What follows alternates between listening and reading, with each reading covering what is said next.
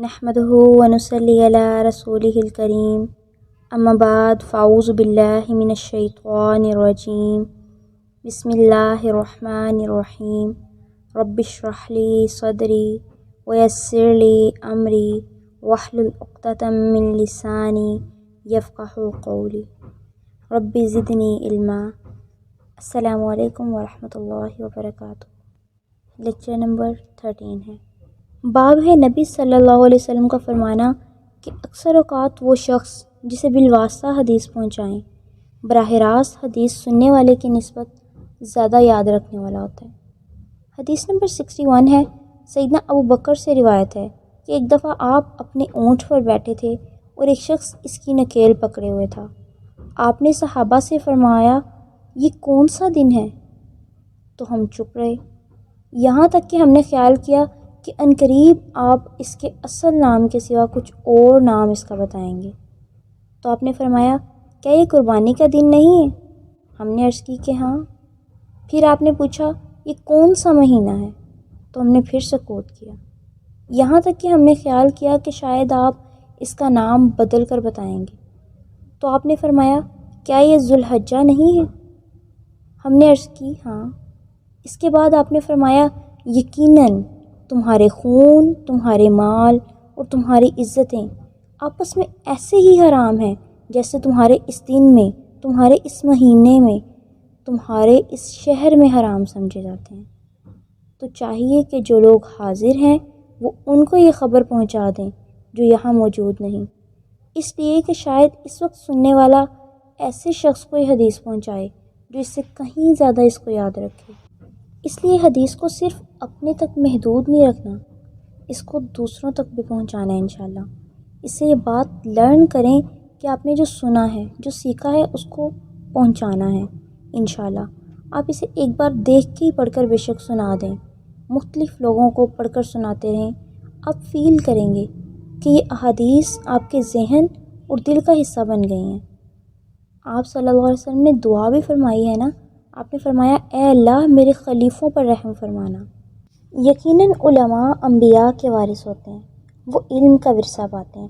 جو اس علم کو لے لیتا ہے وہ حصہ لے لیتا ہے، اور جو کوئی کسی راستے پر چلتا ہے کہ وہ علم حاصل کرے، اللہ اس کے لیے جنت کا راستہ آسان کر دیتا ہے۔ ملک کی آیت نمبر 10 میں ہے، اگر ہم سنتے یا ہم سمجھتے تو ہم بھڑکتی ہوئی آگ والوں میں نہ ہوتے۔ اسی طرح سورہ زمر کی آیت نمبر 9 میں ہے، هل يستوي الذين يعلمون والذين لا يعلمون، کیا وہ جو علم رکھتے ہیں اور جو نہیں رکھتے دونوں برابر ہو سکتے ہیں؟ کیسا پوسیبل ہے علم والا انسان اور جاہل دونوں برابر ہوں؟ نہیں، کبھی بھی برابر نہیں ہو سکتے۔ نبی صلی اللہ علیہ وسلم نے فرمایا، اللہ جس کے ساتھ بھلائی کا ارادہ فرماتا ہے اس کو دین کی سمجھ عطا فرما دیتا ہے۔ رب والے بن جاؤ۔ رب والے ہونے سے مراد کیا ہے؟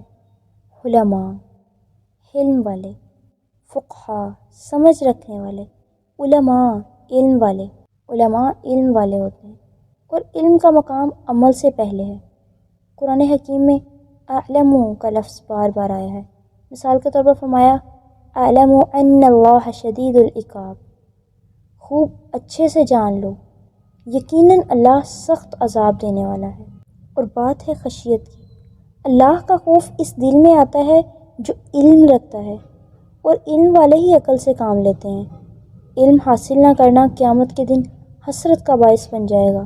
حضرت ابو امامہ سے روایت ہے کہ رسول اللہ نے فرمایا، عالم اور عابد کو قیامت کے دن اٹھایا جائے گا، عبادت گزار سے کہا جائے گا جنت میں داخل ہو جاؤ، اور علم والوں سے کہا جائے گا ٹھہرو، لوگوں کی سفارش کر کے جانا، مینس وہ اپنے ساتھ اوروں کو بھی لے جائے گا۔ حضرت عبداللہ ابن عباس کا قول ہے، ایک مسئلہ سیکھنا مجھے پوری رات کے قیام سے پسند ہے، مینس پوری رات میں اگر نوافل پڑھوں اس سے زیادہ مجھے اچھا لگتا ہے کہ میں ایک مسئلہ سیکھ لوں۔ دیکھیں کتنی اس چیز کی اہمیت ہے کہ پوری رات قیام میں کھڑے رہنا، اللہ کی عبادت میں پوری رات گزارنا، اس سے زیادہ پسندیدہ عمل کیا ہے کہ علم سیکھا جائے، اور جسے علم ملا اسے خیر کثیر مل گئی۔ اور علم کے بارے میں ابن ماجہ کی روایت ہے کہ علم کے اٹھ جانے سے پہلے حاصل کر لو۔ علم کا اٹھ جانا اس کے اہل کے ختم ہونے کے ذریعے ہوگا۔ علم سیکھ لو کیونکہ علم سیکھنے سے آتا ہے۔ نبی صلی اللہ علیہ وسلم کا لوگوں کے واعظ اور علم کے لیے وقت اور موقع کا لحاظ رکھنا، ہر وقت اس طرف مشغول نہ رکھنا تاکہ وہ بیزار نہ ہو جائیں۔ حدیث نمبر 62 ہے، سیدنا ابن مسعود رضی اللہ عنہ کہتے ہیں کہ نبی صلی اللہ علیہ وسلم ہمیں نصیحت کرنے کے لیے وقت اور موقع کی رعایت فرماتے تھے۔ ہمارے تاجانے کے خیال سے ہر روز واعظ نہیں فرماتے تھے۔ علم سکھانے کے آداب میں سے ہے۔ علم دل کی خوشی سے آتا ہے۔ اگر نیت نہ ہو تو سننے والے بہرے بن جاتے ہیں۔ بہرے کیسے ہو جاتے ہیں؟ سنتے اس طرح ہیں کہ مینز ان کا دل نہیں سن رہا ہوتا، دل پر بات اثر نہیں ہوتی۔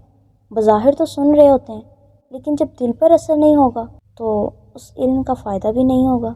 حدیث نمبر 63 ہے، سیدنا انس نبی صلی اللہ علیہ وسلم سے روایت کرتے ہیں کہ آپ نے فرمایا، دین میں آسانی کرو اور سختی نہ کرو، اور لوگوں کو خوشخبری سناؤ اور زیادہ تر ڈرا ڈرا کر انہیں متنفر نہ کرو۔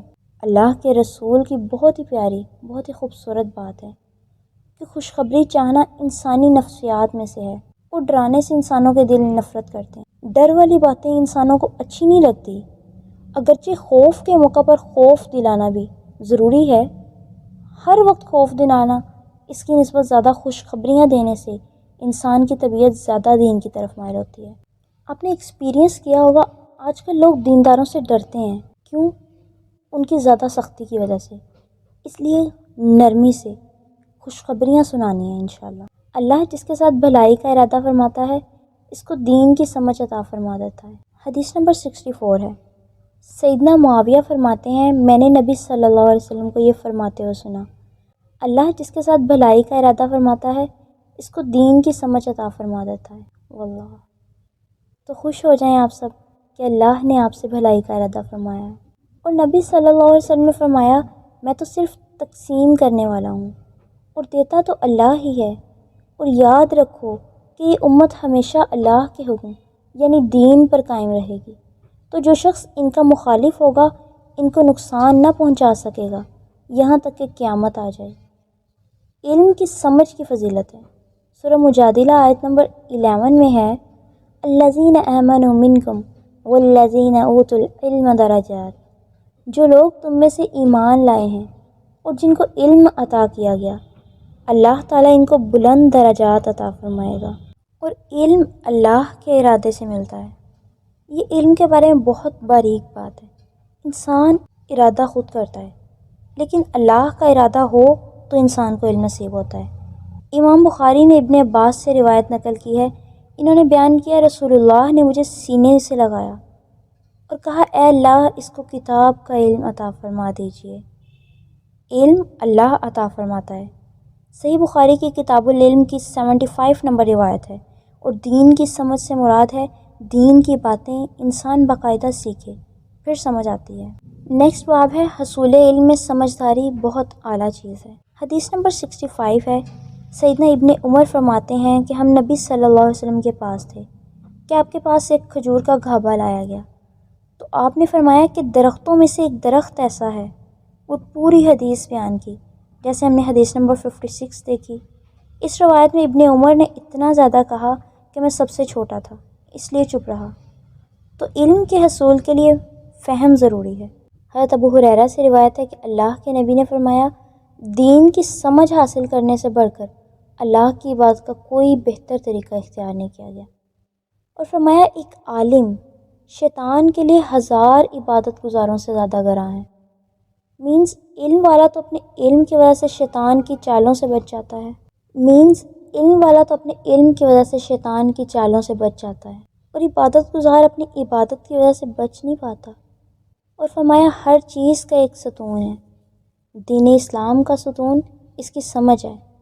تو اللہ سے دعا ہے اللہ رب العزت ہمیں اس دین کی سچی سمجھ نصیب فرمائے، اس کا سچا فہم نصیب فرمائے۔ اور یہاں سے خاص بات پتہ چلتی ہے کہ بچوں کا علمی مجالس میں شرکت کرنا ثابت ہے۔ حضرت مجاہد کہتے ہیں کہ ابن عمر کے ساتھ انہوں نے سفر کیا، اور ابن عمر وہ تھے جو نبی صلی اللہ علیہ وسلم کی مجلسوں میں آتے تھے۔ بچے تھے حضرت ابن عباس، نبی صلی اللہ علیہ وسلم کی مجلس میں آتے تھے، تو یہ شوق ماؤں کی جانب سے پیدا کیا جاتا ہے۔ نیکسٹ باب ہے علم اور حکمت میں رشک کرنا درست ہے۔ حدیث نمبر 66 ہے، سیدنا عبداللہ ابن مسعود کہتے ہیں نبی صلی اللہ علیہ وسلم نے فرمایا حسد یعنی رشک جائز نہیں مگر دو شخصوں کی عادت پر، ایک تو اس شخص کے بارے میں جسے اللہ نے دولت دی ہو اور اس دولت کو راہ حق میں خرچ کرنے پر بھی قدرت رکھتا ہو، اور ایک ایسا شخص اس کے بارے میں جسے اللہ نے علم اور حکمت کی دولت سے نوازا ہو اور وہ اس کے ذریعے سے فیصلے کرتا ہو اور لوگوں کو اس کی تعلیم دیتا ہو، حکمت کی تعلیم۔ حسد اور رشک میں فرق ہے۔ حسد یہ ہوتا ہے کہ انسان یہ چاہے جس کے پاس نعمت ہے اس سے چھن جائے، نعوذ باللہ۔ رشک یہ ہے کہ اس کے پاس ہے، یا اللہ مجھے بھی عنایت فرما دے۔ اور بڑی عمر میں علم حاصل کرنا ہمارے اسلاف کا طریقہ ہے۔ حضرت عمر کا فرمان نقل کیا گیا ہے، سردار یا بزرگ بننے سے پہلے علم حاصل کرو۔ یہ فرمان بیان کرنے کے بعد امام بخاری لکھتے ہیں سردار یا بزرگ بننے کے بعد بھی علم حاصل کرو، یعنی آپ اب بزرگ ہو گئے تو علم کا حصول ختم نہیں ہو جائے گا، کیونکہ رسول اللہ کے اصحاب نے بوڑھا ہونے کے بعد بھی علم حاصل کیا۔ ایک مشہور مقولہ ہے، لوگ اسے حدیث سمجھتے ہیں، حدیث نہیں ہے، گہوارے سے قبر تک علم حاصل کرو۔ جن بزرگوں نے اس مقولے پر عمل کیا انہیں ایسی کوئی حد نظر نہیں آئی جہاں علم کی ضرورت نہ ہو۔ حضرت عبداللہ ابن مبارک کو علم کے حصول سے بے انتہا شغف تھا، چوٹی کے علماء میں سے تھے، مگر پھر بھی اپنے علم کو بڑھانے کے لیے ہمیشہ کوشاں رہتے تھے۔ ایک دفعہ آپ سے پوچھا گیا آپ آخر کب تک علم حاصل کرتے رہیں گے؟ فرمایا موت تک انشاءاللہ۔ ایک اور موقع پر ایسے ہی ایک سوال کا جواب دیتے ہوئے فرمایا شاید وہ کلمہ میں نے ابھی نہیں سنا کہ جو میرے کام آنے والا نہ ہو۔ ابن الاولیٰ سے ایک بار کسی نے پوچھا آدمی کو کب تک علم حاصل کرنا چاہیے؟ اس نے جواب دیا جب تک زندگی اس پر مہربان رہے، مینس جب تک وہ زندہ رہے۔ ایک دفعہ منصور بن مہدی نے خلیفہ مامون رشید سے سوال کیا کیا بوڑھوں کو بھی علم حاصل کرنا چاہیے؟ مامون نے جواب دیا اگر جہالت بوڑھوں کے لیے معیوب ہے تو ضرور علم حاصل کرنا چاہیے، جہالت تو کسی کو بھی نہیں اچھی لگتی نا۔ ابن ابی غسان کا مقولہ ہے آدمی اس وقت تک عالم ہے جب تک وہ طالب علم ہے، اور جب وہ طالب علمی کو خیر بات کہہ دے اس وقت سے وہ جاہل ہو جاتا ہے۔ تو یہ جہالت ہے جب انسان کہہ دیتا ہے نا کہ بس مجھے علم آ گیا، اب مجھے ضرورت نہیں رہی پڑھنے کی، تو اس وقت سے وہ جاہل ہو جاتا ہے۔ اس لیے ہمیشہ علم حاصل کرنے کا شوق رکھنا چاہیے اور اس کے لیے ہمیشہ کوشاں رہنا چاہیے۔ امام شافعی علم کو اتنی اہمیت دیتے تھے، ان کا فرمان ہے جو شخص علم حاصل نہ کرے اسے اپنا دوست مت بناؤ۔ واللہ یہاں ہمیں دوستیوں کو بھی پتہ چل رہا ہے کہ کیسی اپنی فرینڈشپ کو پاک رکھنا ہے۔ عربی مقولہ ہے جس نے علم حاصل کیا اور عمل نہ کیا اس کے لیے ایک ہلاکت ہے، اور جو جاہل ہے علم حاصل ہی نہیں کرتا اس کے لیے دو ہلاکتیں ہیں۔ تو دو افراد ہیں جن پر رشک جائز ہے، جن کے پاس مال اور حکمتیں ہیں، جس کے پاس دین کی سمجھ ہو یعنی جس کے پاس علم ہو۔ تو مومن رشک کرتا ہے اور منافق حسد کرتا ہے۔ علم کی بڑی فضیلت ہے۔ رسول اللہ صلی اللہ علیہ وسلم معلم اخلاق تھے۔